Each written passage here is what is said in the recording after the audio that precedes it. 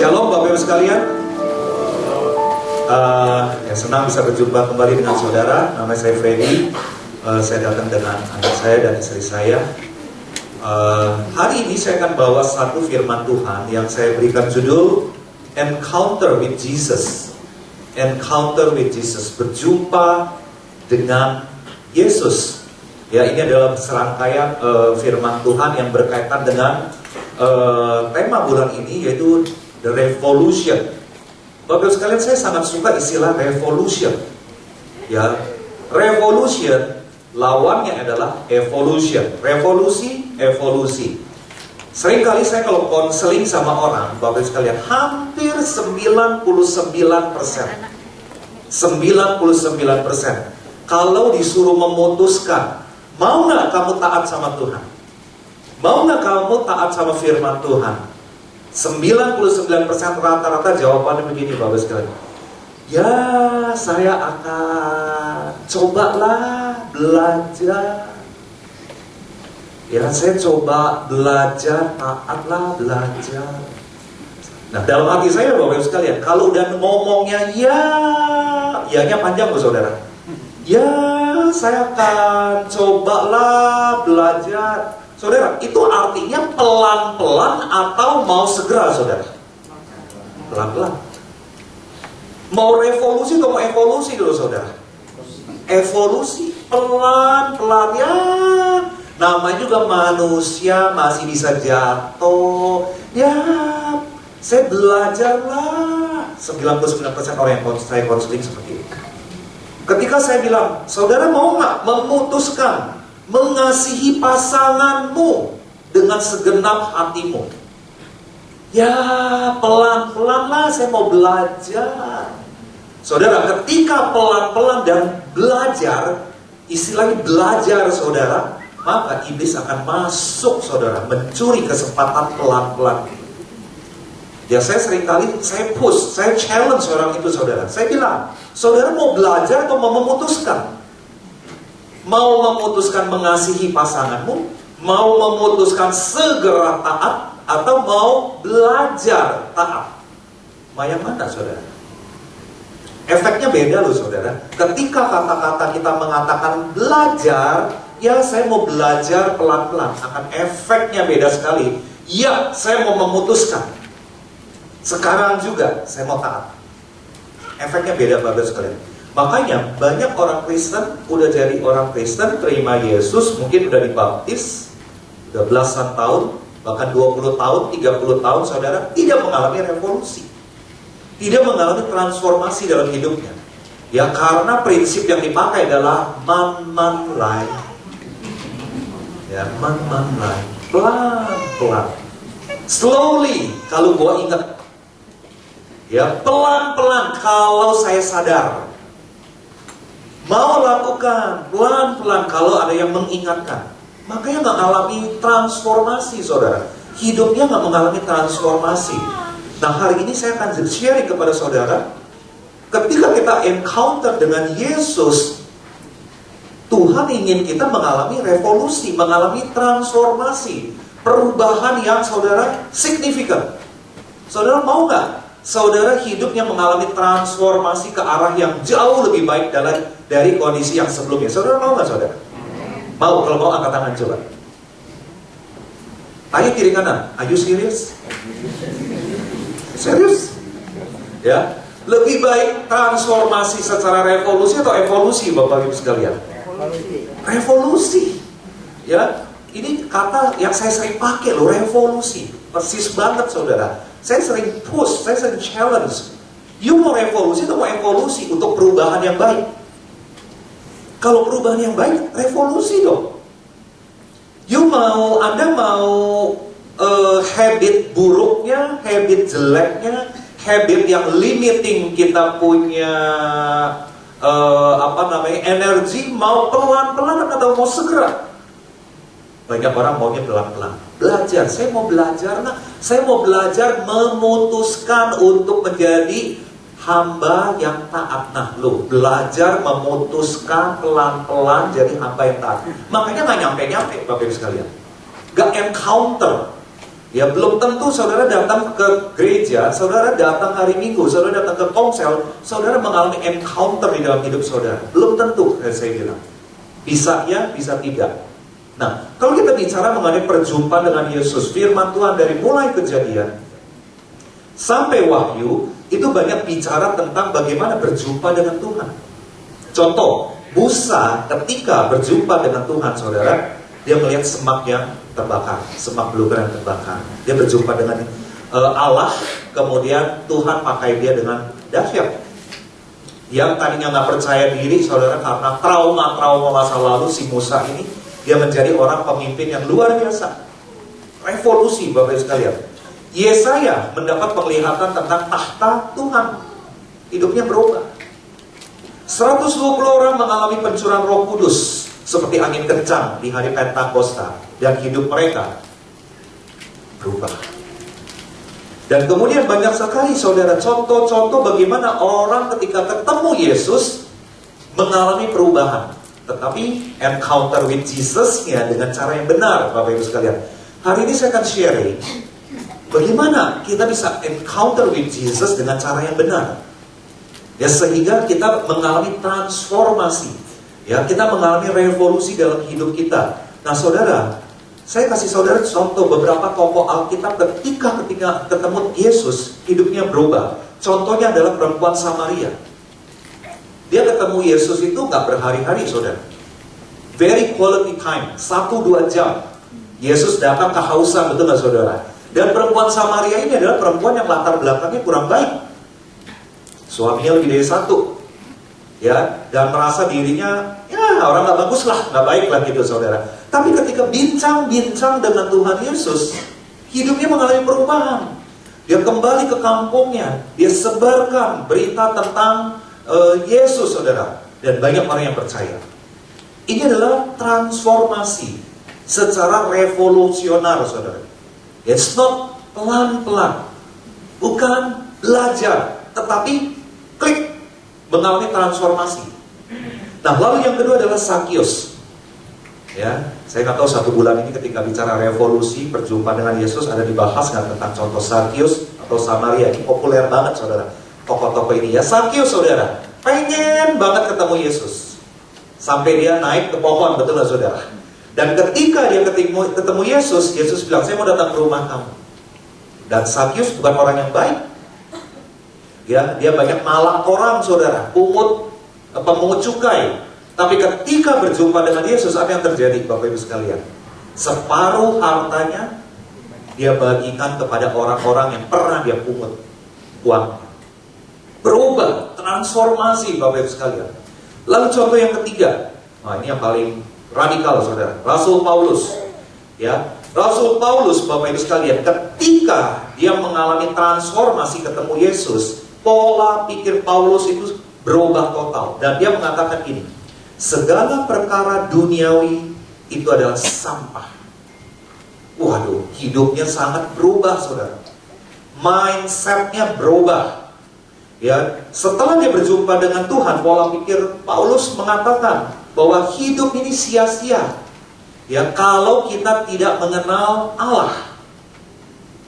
Hidup ini gak ada gunanya kalau kita tidak menggunakan Yesus sebagai satu-satunya, Tuhan sebagai satu-satunya dalam hidupnya.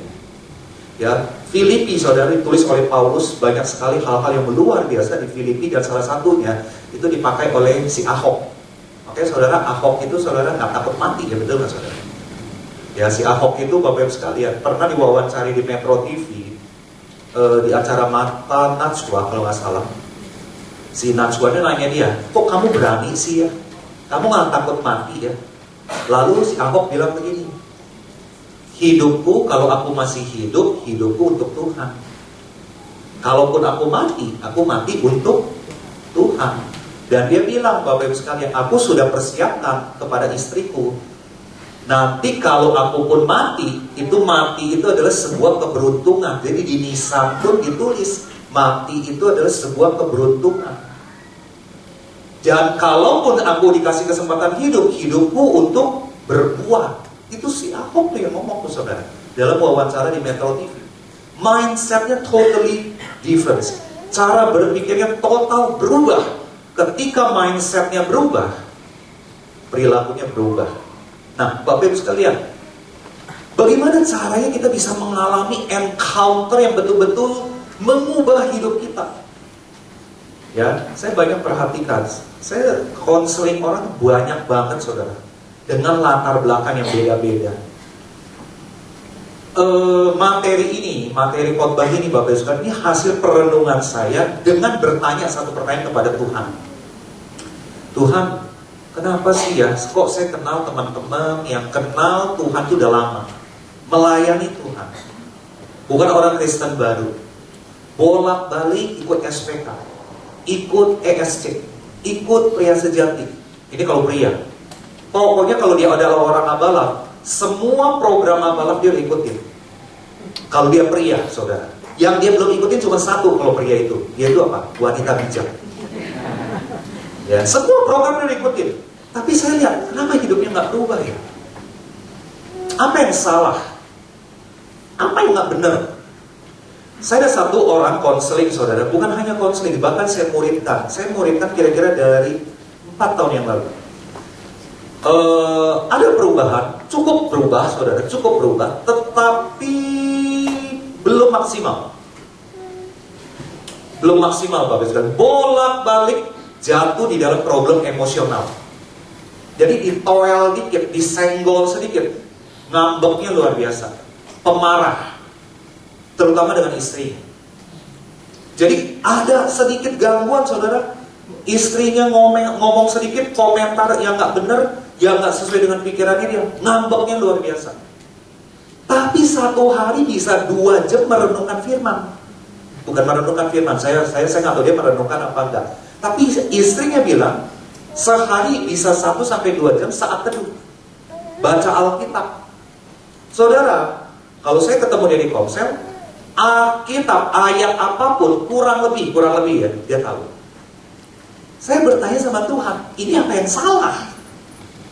Kok dia tidak mengalami revolusi di dalam responnya dia, emosinya dia?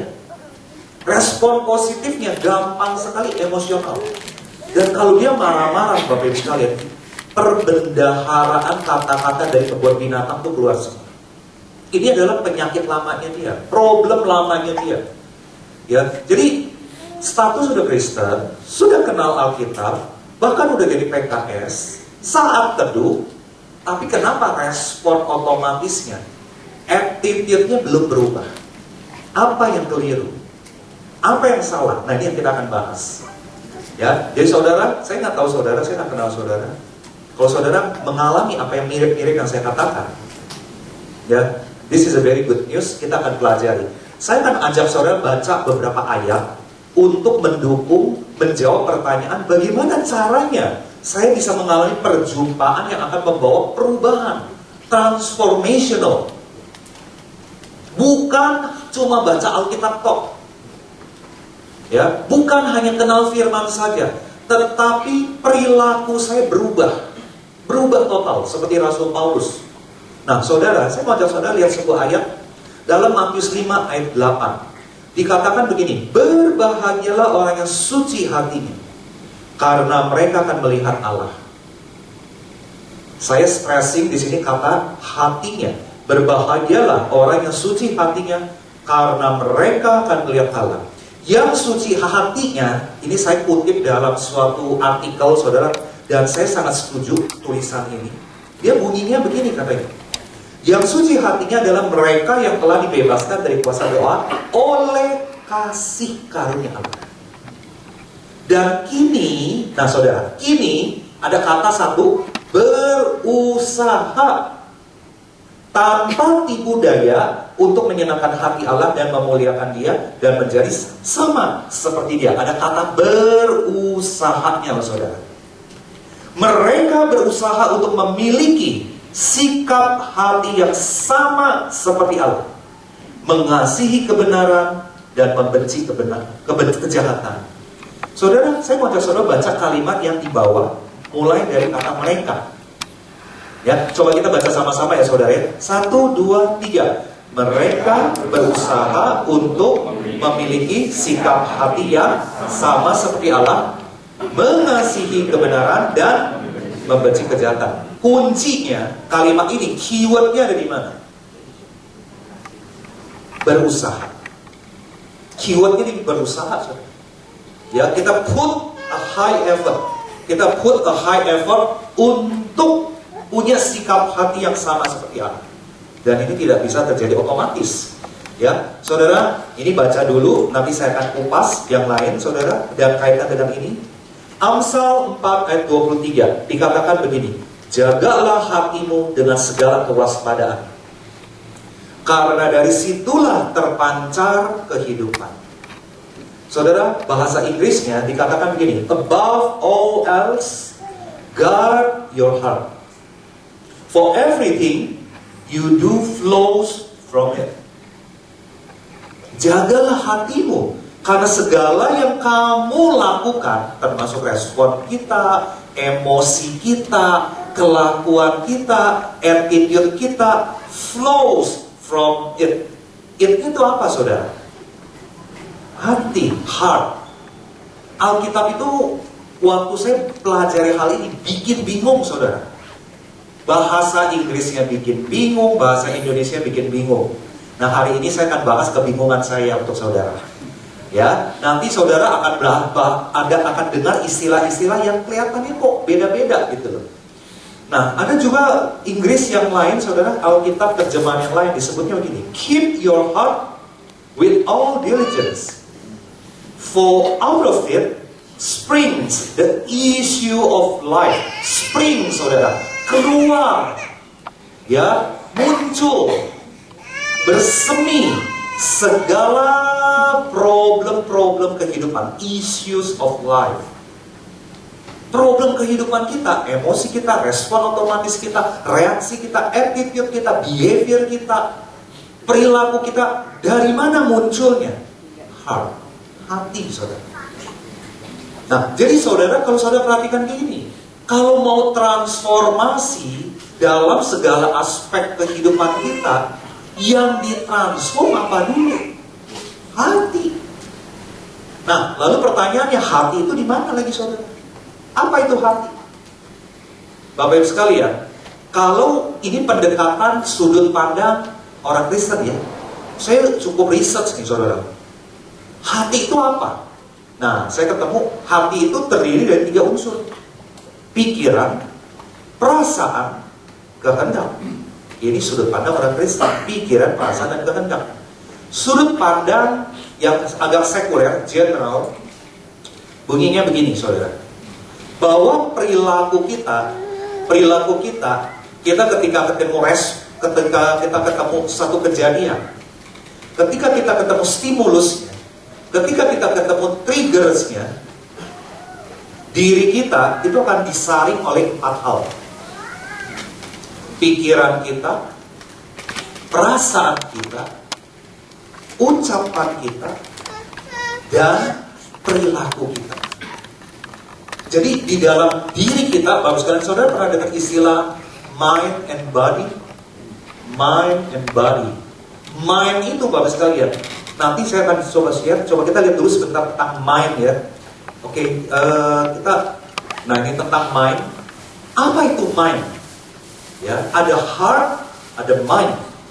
Mind, kalau kita lihat kamus Inggris, saudara, kalau nanti lihat English Dictionary dan Oxford Dictionary, dia bunyinya begini. Mind itu adalah the element of a person that enable them to be aware of the world and their experiences, to think and to feel. Jadi yang namanya mind itu ada 2, to think and to feel. Berpikir dan merasakan. Pikiran dan perasaan. Oxford Dictionary, dia tulisnya begini, the part of a person that makes them able to be aware of things, to think and to feel. Ini kata siapa? Oxford Dictionary. Nah, coba kita lihat lagi Alkitab lagi, saudara. Dalam Filipi 2 ayat 5, coba sebelumnya, slide sebelumnya. Filipi 2 ayat 5. Hendaklah kamu dalam hidupmu bersama menaruh pikiran dan perasaan yang terdapat juga dalam Kristus Yesus. Menaruh pikiran dan perasaan Yesus dalam diri kita. Kalau bahasa Inggrisnya saudara, kalau saudara punya Alkitab Inggris, bunyinya adalah have these minds among yourself, which is yours in Christ Jesus. Let this mind lagi saudara, be in you, which also in Christ Jesus. Pertanyaannya, kenapa bukan heart? Kenapa bahasa Inggrisnya sebutnya mind? Saudara kalau punya Alkitab yang ada Inggris ada Indonesianya saudara, Filipi 2 ayat 5, bahasa Indonesianya menaruh pikiran dan perasaan, tapi bahasa Inggrisnya cuma satu kata, mind. Ini yang mendorong saya selidiki lagi, kamus sekulernya apa sih tentang mind? English Dictionary mengatakan mind itu adalah tadi ada dua unsur, to think and to feel. Ada dua saudara. Nah, ketika saya belajar hal yang lain tentang sikap dan perilaku manusia, ya, saya punya satu sertifikat, saudara. Saya sebutnya Certified Behavior Analyst. Saya belajar tentang behavior. Ternyata behavior manusia, Bapak sekalian, kita mau behavior respon yang positif atau negatif, kita punya filter.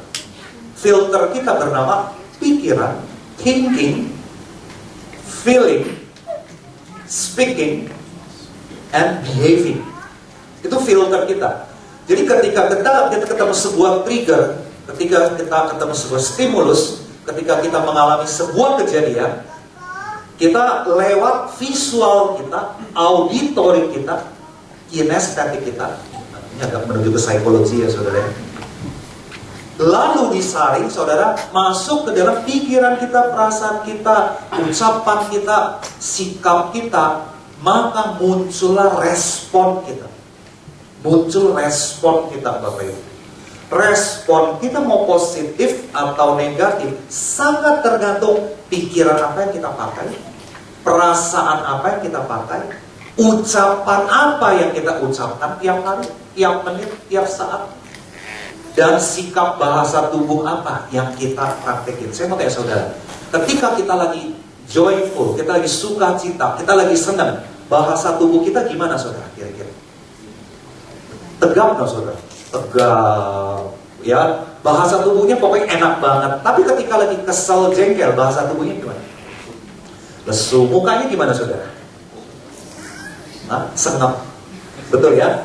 Nyebelin, sepet gitu loh, ngerti maksud saya? Jadi ketika mengalami satu kejadian, muka kita semakin disepetin saudara, maka respon kita akan semakin positif atau negatif?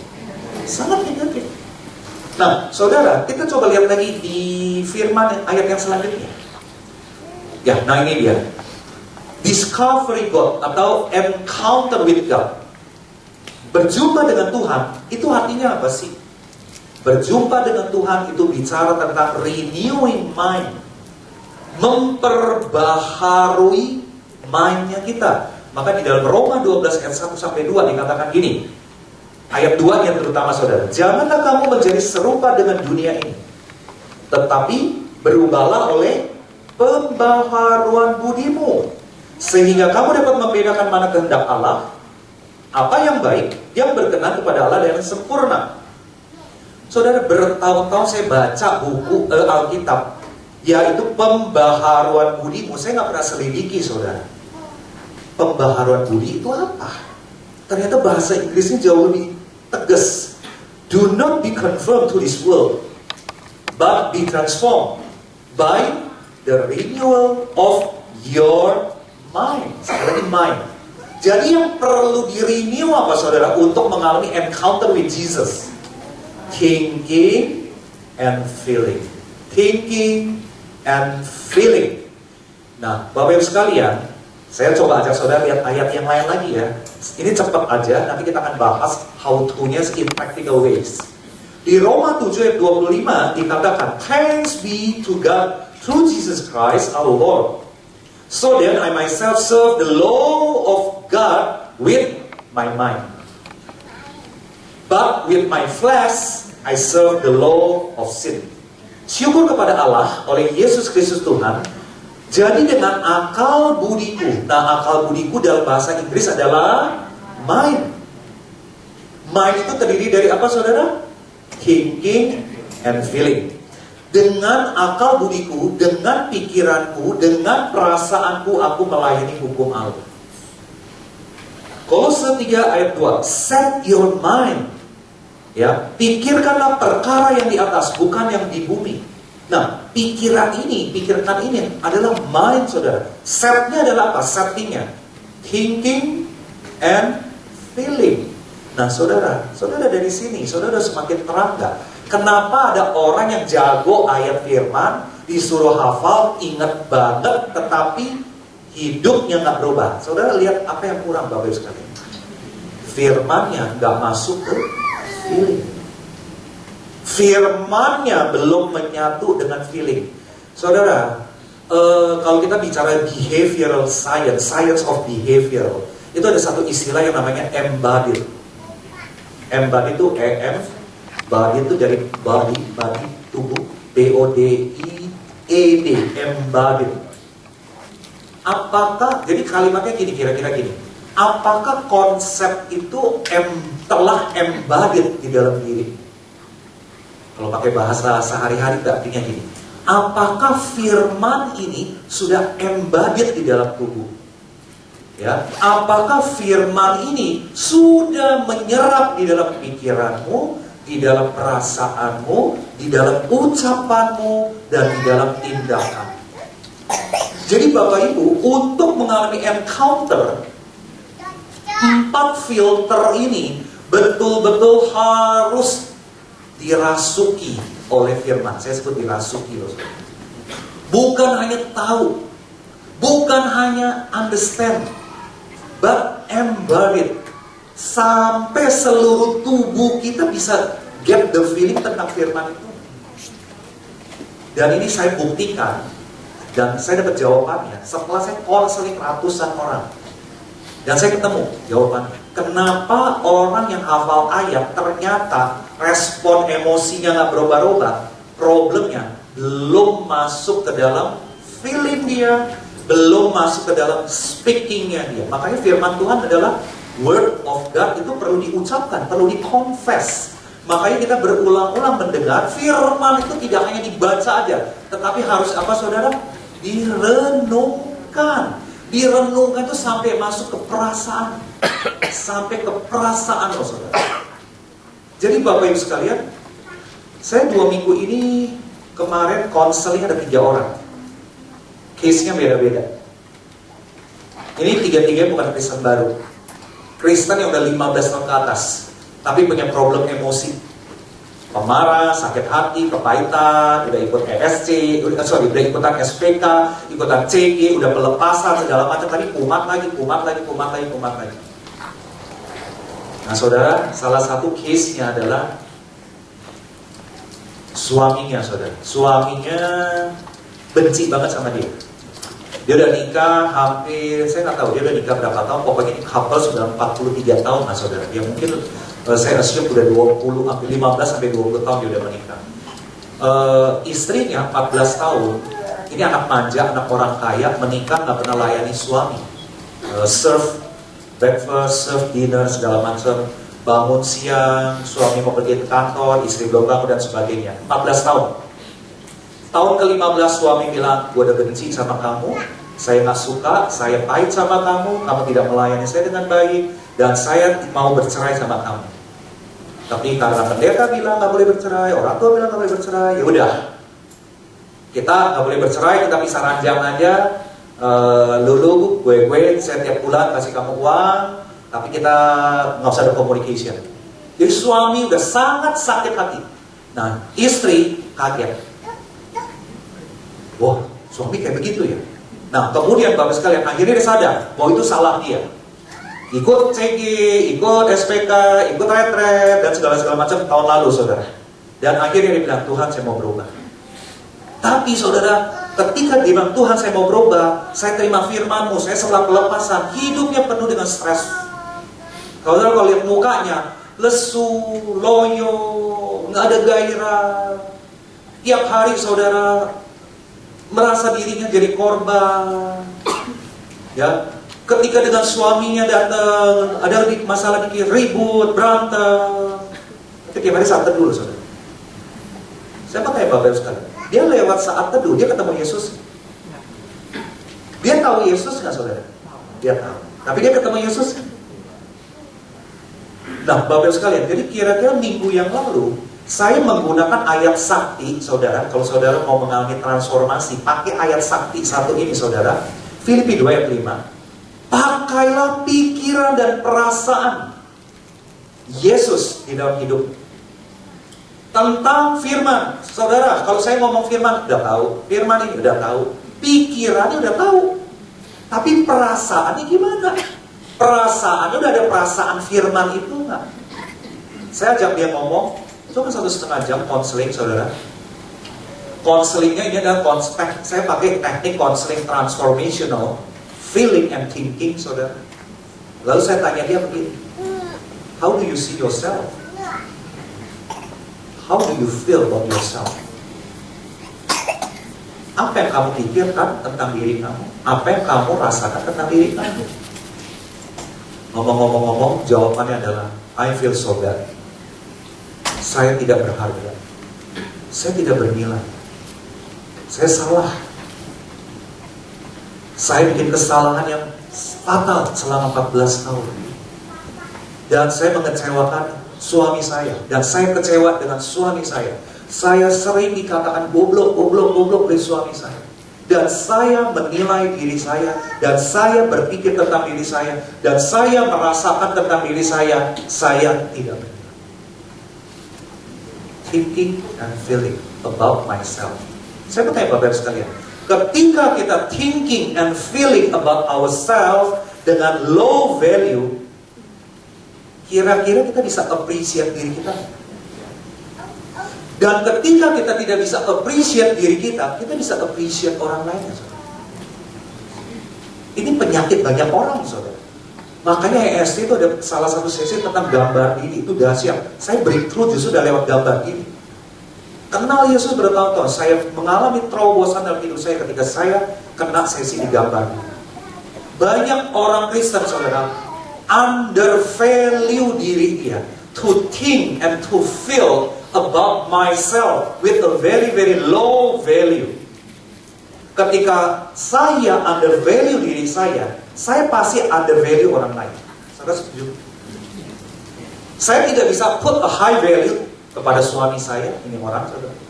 Saya tidak bisa put a high meaning kepada suami saya.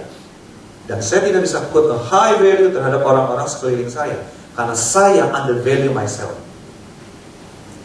Firman Tuhan bilang begini, hendaklah kamu dalam hidupmu bersama menaruh pikiran dan perasaan yang ada dalam Kristus Yesus. Saya mau tanya dia, saya tanya dia lagi. Yesus menilai kamu berapa? Nilai. Saya pakai scoring waktu itu, saudara. Anda menilai kamu skornya 1 sampai 10, skornya berapa? 2. Dia lihat dia pilihnya 2, saudara. Lalu saya tanya, Yesus menilai diri kamu skornya berapa? 10. Firman Tuhan mengatakan, kamu harusnya pakai pikiran dan perasaan Yesus tentang diri kamu. Lalu saya tanya, thinking and feelingnya Jesus tentang diri kamu, skornya di berapa? 10. Kamu mau pakai nggak nilai 10 itu untuk diri kamu? Paham ya, saudara ya? Ketika conversation ini, saudara, saya ajak dia ngomong, keputusan kamu apa? Is it important for you menilai diri kamu high value seperti Tuhan menilai kamu? Atau kamu mau ditipu oleh iblis bahwa kamu adalah low value? Ya diam, saudara. Lalu saya ajak dia masuk ke dalam perasaan. Jangan berpikir, perasaan. Coba rasakan perasaan Yesus tentang diri kamu. Kamu di high value atau di low value? Saya suruh dia tutup mata. How do you feel? Get Jesus feeling about yourself. High value or low value? High value or low value? Ketika dia renung, Dia tutup mata, saudara. Mulai ada senyum, saudara. Mulai ada senyum. Saudara tahu nggak? Perasaan adalah pintu masuk kita ke dalam subconscious mind kita, ke dalam otak bawah sadar kita. Itu perasaan.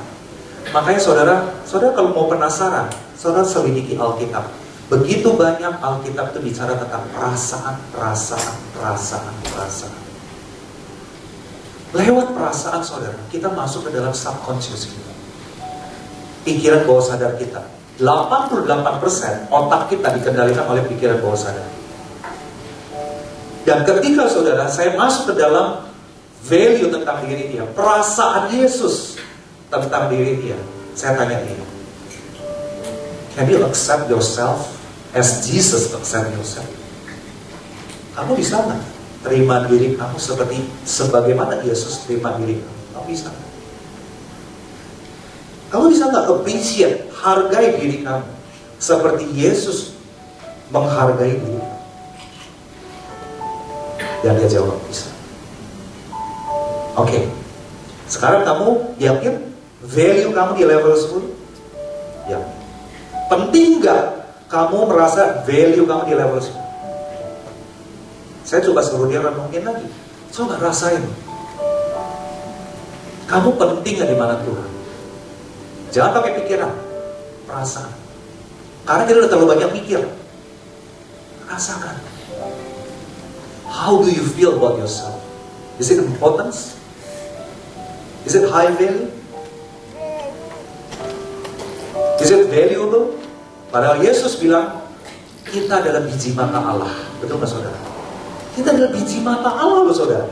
Tapi iblis yang ngebohongin diri kita. Kita sendiri ngebohongin diri kita. Kita low value. Kita levelnya skala 2 dia bilang. Setelah saya ajak dia berpikir, dia dialog dengan diri dia. Penting gak diri kamu untuk Yesus? Penting. Jadi saya beresin dulu saudara, dia tuh siapa? Sebelum saya beresin emosi dia dengan suaminya. Dan ketika dia bisa terima diri dia, high value, saya importance, ya, I'm very important before Jesus. Saya sangat penting di depan Yesus. Oke, sekarang tahap kedua. Coba taruh perasaan Yesus ke dalam perasaan kamu tentang suami kamu. Bagaimana perasaan Yesus tentang suami kamu? Coba kamu rasakan di sini. Jangan pikirkan, rasakan dulu. Take time, saudara. Dia perlu lama. Tutup mata. Dia tutup mata, saudara. Lalu dia bilang gini, suami saya, Yesus bilang, baik. Perasaan Yesus tentang suami saya, dia setia. Apalagi saya bilang, perasaan Yesus apa tentang suami kamu? Perasaan Yesus tentang suami saya adalah dia anak Tuhan. Berharga nggak dia di mata Yesus? Suami kamu berharga di mata Tuhan? Berharga. Jadi setelah dia renungkan itu saudara dalam perasaannya, pertanyaan saya selanjutnya, mau nggak mulai hari ini kamu letakkan perasaan Yesus tentang suami kamu dalam perasaan kamu? Itu yang disebut Filipi 2:5. Hendaklah kamu dalam hidupmu menaruh pikiran dan perasaan Kristus Yesus. Mau nggak kamu? Mau nggak kamu melihat suami kamu, melihat kejadian apapun dalam hidup kamu dengan pikiran dan perasaan Yesus? Proses 1,5 jam, saudara. Lalu saya akan akhiri ini. Ketika kamu menggunakan pikiran dan perasaan Yesus terhadap apapun yang kamu hadapi, kamu siap nggak ketika besok, lusa, minggu depan, bulan depan, suami kamu manifestasi lagi, aneh-aneh lagi, bikin kamu jengkel, tapi kamu bisa layani dia dengan baik? Kamu mau nggak? Kamu siap nggak? Siap. Dan saya akhiri dengan pertanyaan gini. Sekarang apa yang kamu lihat tentang suami kamu? Setelah kamu put Jesus feeling, put Jesus thinking di dalam diri kamu, apa yang kamu lihat tentang suami kamu sekarang? Wah, saudara, itu yang saya pengen ketika saya dengar dia pengen jawab, saya pengen loncat kegirangan, saudara. Dia mengalami transformasi di dalam cara berpikir dan cara perasaannya. Dia bilang gini, aku mestinya melihat suamiku adalah orang yang perlu aku bantu, perlu aku tolong, perlu aku kasihani. Aduh, kok aku keliru ya selama ini. Wah, saudara, saya pengen loncat waktu itu. Jadi dia udah bisa ngelihat, justru suami dia kayak begini, ini perlu ditolong, perlu dibantu.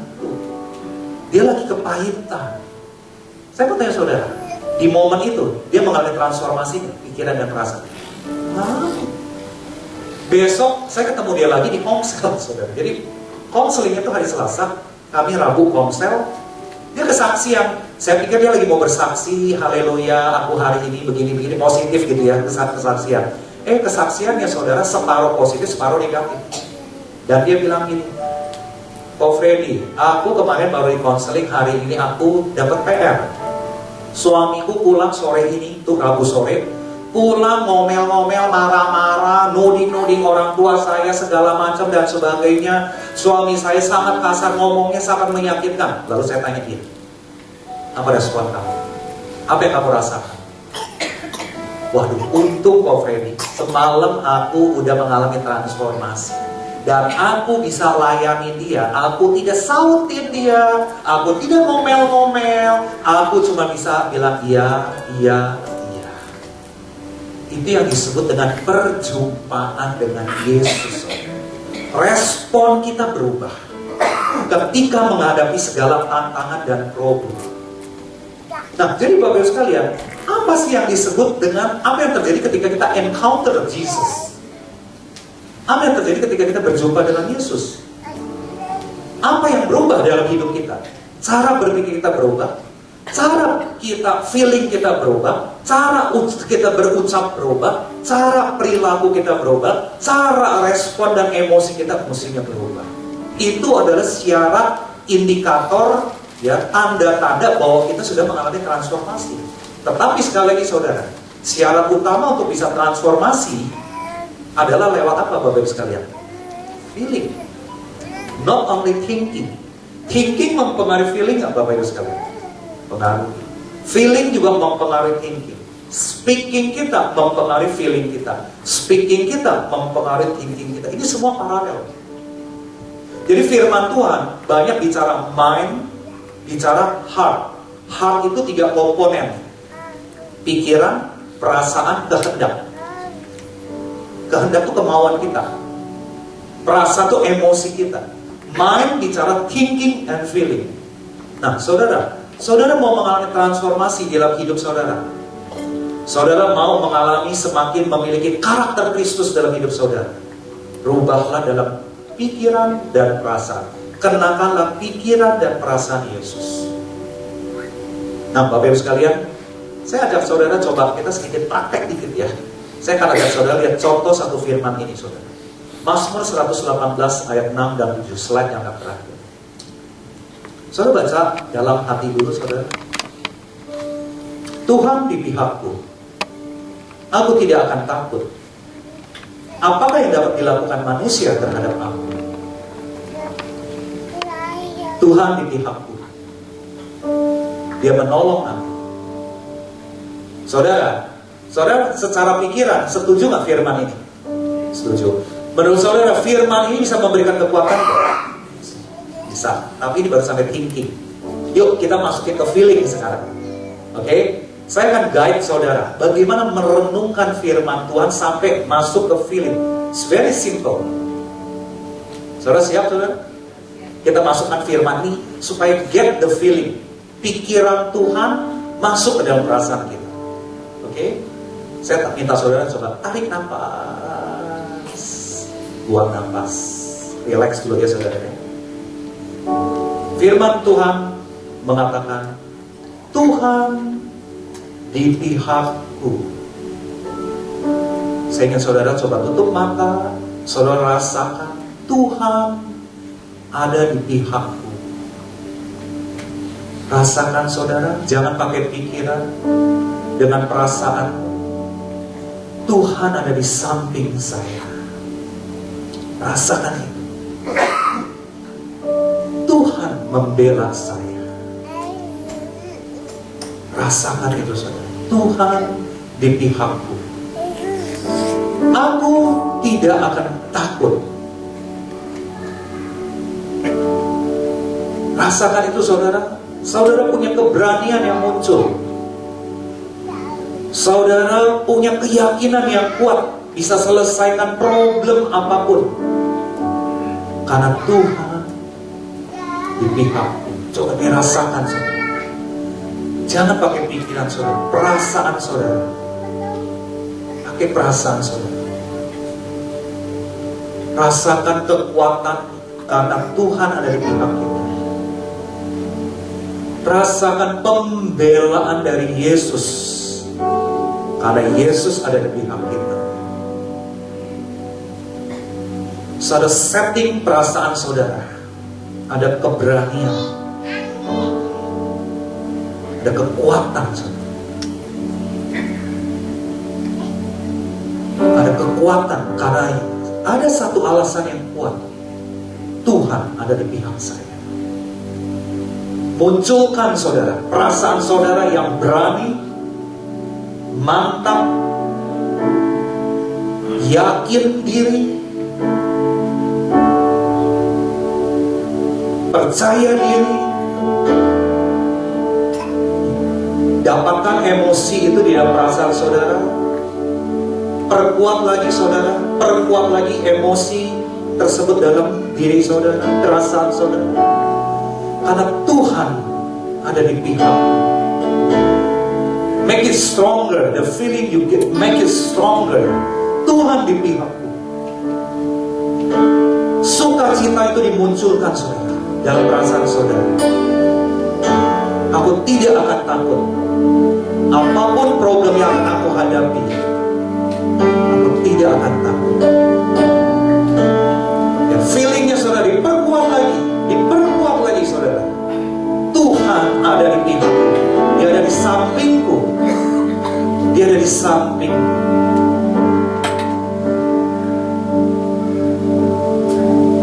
Selanjutnya saudara,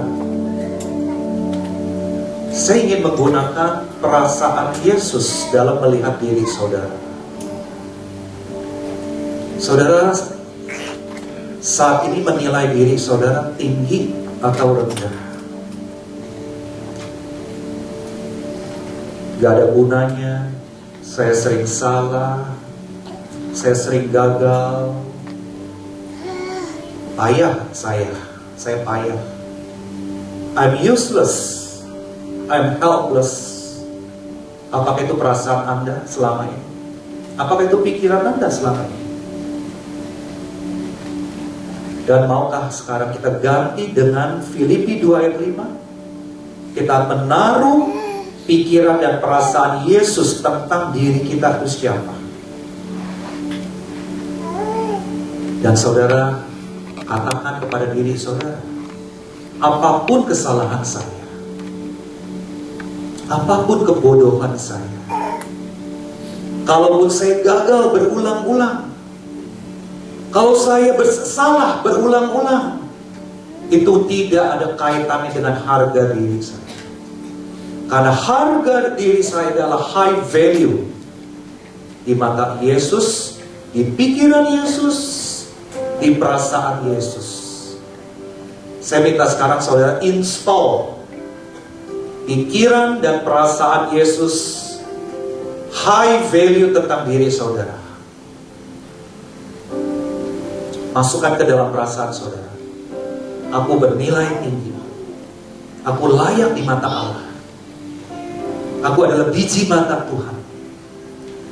Kalaupun orang menghina saya, meremehkan saya, merendahkan saya karena saya gagal, saya tidak mampu, itu tidak ada urusan dengan nilai saya.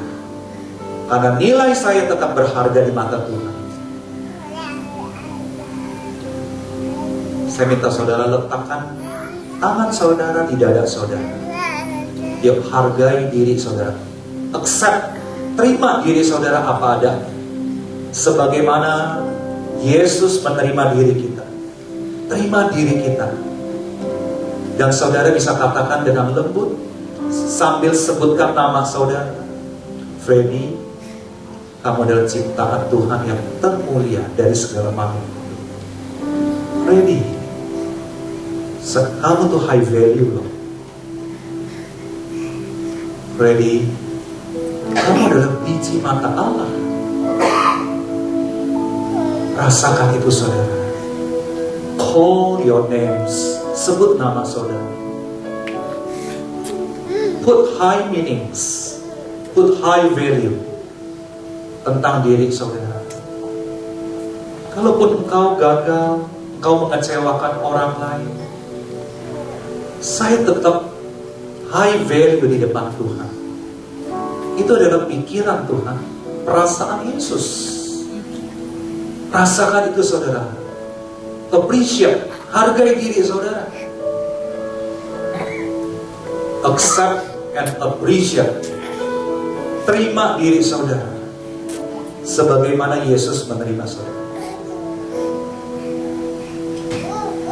Appreciate, hargai diri saudara, high value. Appreciate, nilai diri saudara dengan nilai yang sangat tinggi seperti Yesus menilai diri saudara. Rasakan itu. Saya ingin saudara rasakan di seluruh tubuh saudara, pikiran saudara, perasaan saudara. Dan sekarang saudara, say thank you Lord. Terima kasih Tuhan, karena Engkau telah menerima aku apa adanya. Engkau memiliki pikiran dan perasaan yang luar biasa positif tentang diriku Tuhan. Thank you Lord. Saya mau saudara, thank you itu bukan dari mulut dan pikiran saudara, tapi dari perasaan saudara. Say thank you from your heart. Dari perasaan saudara. Thank you Lord. Aku berharga di depan-Mu Tuhan. Yes Lord Jesus. Aku berharga di mata-Mu. Aku berharga. Tidak peduli perbuatanku seperti apa, tindakanku salah, benar, gagal. Tidak ada urusan dengan harga diri saya. Aku mau install, menaruh pikiran dan perasaan Yesus dalam pikiran dan perasaan saya. I'm high value. I'm high value. I'm meaningful. Saya sangat berarti buat Yesus. Terima kasih Tuhan. Terima kasih Tuhan. Rasakan itu terus saudara. Rasakan. Jangan gunakan pikiran. Install ini semua dengan perasaan, dengan hatimu.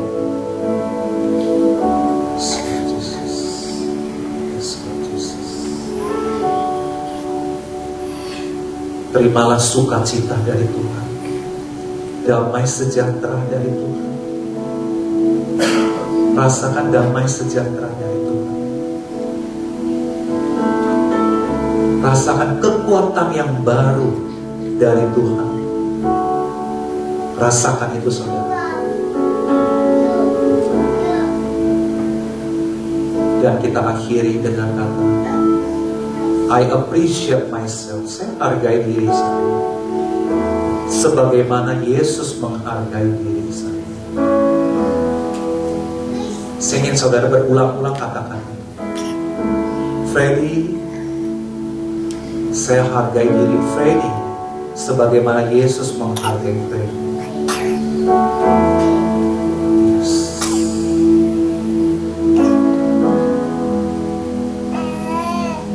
Oke. Silakan buka mata saudara. Bolehkah kita berikan tepuk tangan yang luar biasa untuk kebaikan Yesus? Siapa yang saudara berjumpa dengan Yesus lewat perasaan saudara? Boleh katakan yang tadi saudara alami? Apa yang saudara rasakan? Ada kekuatan energi yang baru saudara?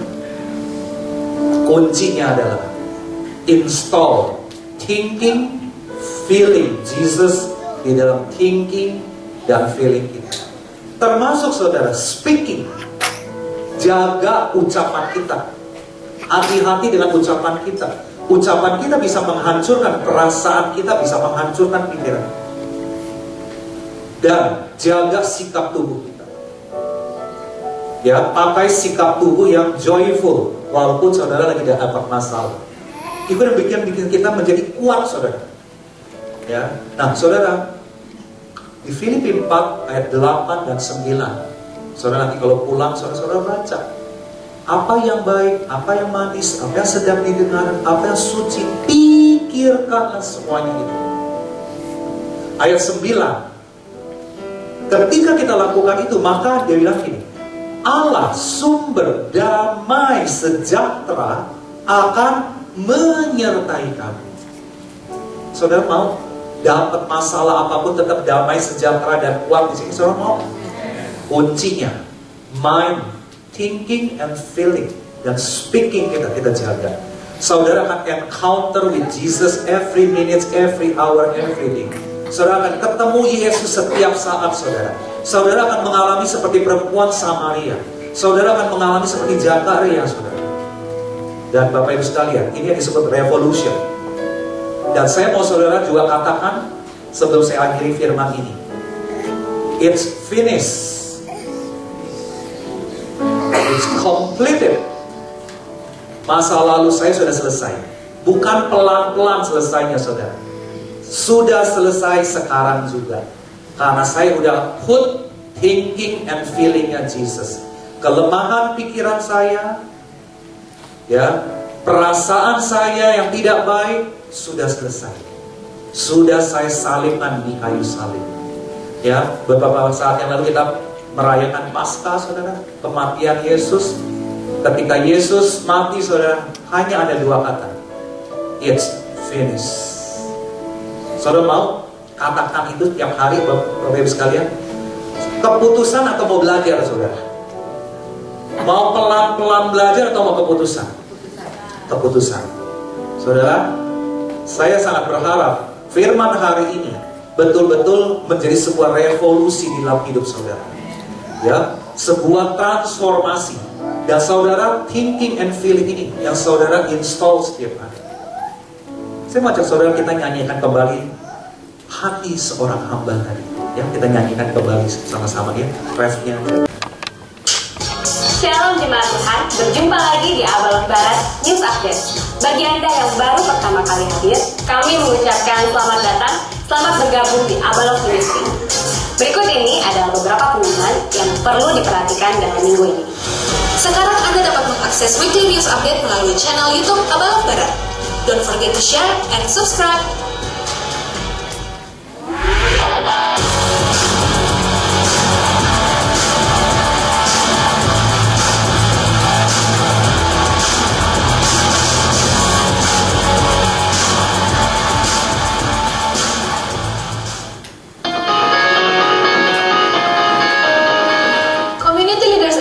Dengan tema Leading with Christ akan diadakan pada hari Minggu tanggal 19 April 2015 pukul 14.30 di Maisonet lantai 4. Seluruh pemimpin jemaat, pengawas area, dan pemimpin komsel diwajibkan untuk hadir.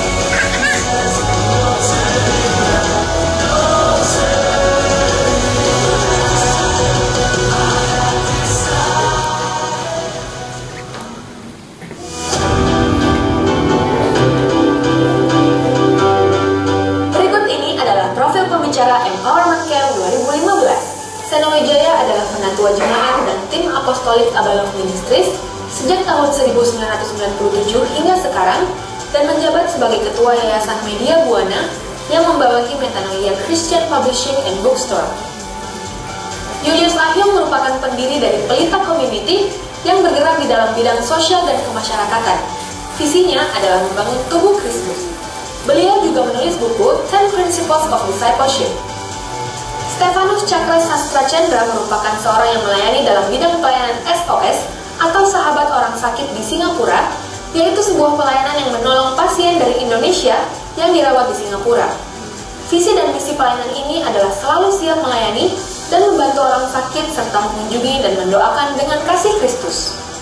Tommy Watimena telah 8 tahun menjabat sebagai Brand Director dan Brand Development Unilever Asia dan 4 tahun sebagai Senior VP Brand Management dan Marketing Communication dan mengantarkan XL sebagai Top Brand Award 2014. Sekarang menjabat sebagai CEO PT Smart.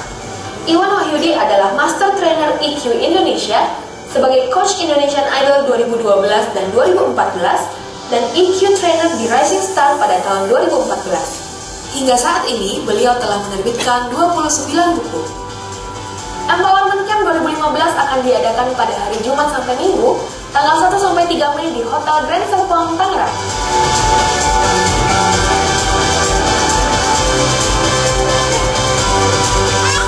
Pendaftaran Empowerment Camp dapat dilakukan dengan melengkapi form di booth registrasi di setiap lokasi ibadah. Pembayaran dapat dilakukan secara tunai atau dengan menyerahkan bukti transfer ke rekening BCA atas nama Sekendar Lukman atau Arianti di nomor 162-118-7576 ke booth registrasi di setiap lokasi ibadah.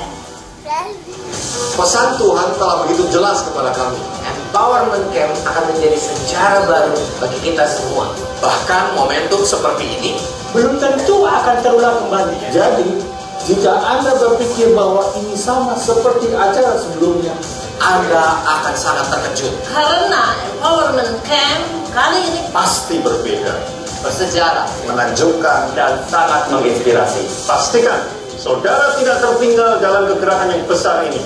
Join the movement. Empower.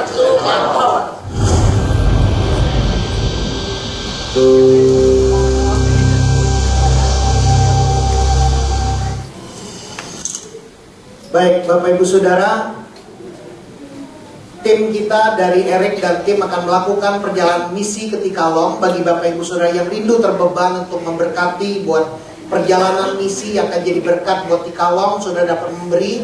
Dan juga Saudara, hari ini bagi Saudara yang sudah menyiapkan buku-buku yang mungkin Saudara tidak terpakai lagi, kita akan donasikan buat perpustakaan di salah satu sekolah yang di Sukabumi yang kita adopsi. Saudara dapat berikan kepada Elton setelah celebration hari ini. Dan juga pastikan saudara yang rindu mengalami perjumpaan dengan Tuhan di dalam prayer worship celebration kita hari Sabtu tanggal 18 April jam 6.30 pagi di Greenfield Maisonette lantai 4. Saya jamin, saya percaya saudara, engkau akan mengalami perjumpaan dengan Tuhan. Dan juga buat para DCL dan tim inti DCL, saudara dapat hadir di dalam Cell Leader Empowerment kita tanggal 19 April pukul 14.30 di Greenfield Maisonette, dan juga akan dibagikan materi buat komsel kita, saudara akan diperlengkapi di bulan Mei. Jadi pastikan saudara hadir. Dan juga buat Empowerment Camp kita, saudara jangan ketinggalan. Saudara daftarkan diri saudara hari ini setelah ibadah celebration kita hari ini. Saudara daftarkan diri. Saudara, saya percaya ini sesuatu yang luar biasa. Salah satu pekerja di Abalok Belesa, mereka akan menikah di tanggal 2 Mei. Tetapi karena mereka mendengar ada Empowerment Camp ini, dan mereka berdoa, karena para pemimpin nggak bisa hadir. Jadi mereka berdoa, dan mereka menemukan kayaknya Tuhan berbicara kepada mereka, tanggal pernikahannya digeser. Jadi tanggal pernikahannya maju, dan semuanya Tuhan buka jalan. Hari Sabtu yang lalu mereka menikah, dan mereka berkata kami akan hadir di dalam Empowerment Camp ini. Ada sesuatu yang dahsyat saudara. Saya percaya Tuhan sedang bekerja di tengah-tengah area barat, Abalok Barat, sama seperti janji Tuhan. Sebuah musim yang baru yang Tuhan akan berikan buat setiap kita. Saudara pastikan saudara daftarkan diri saudara. hadir di dalam empowerment camp kita. Buat yang berkeluarga mungkin bertanya, gimana kalau saya mau bawa suster? Saudara, kami memberikan paket khusus buat family. Saudara bisa tanyakan langsung nanti di booth. Pastikan saudara hadir di dalam empowerment camp kita. Dan juga mari saya mengundang setiap kita bangkit berdiri. Kita membaca firman Tuhan. Di dalam Kejadian 24 ayat 19 dikatakan, setelah ia selesai memberi hamba itu minum, berkatalah ia, baiklah, juga untuk unta-untamu juga kutimba air sampai semuanya puas minum. Saudara, ini adalah apa yang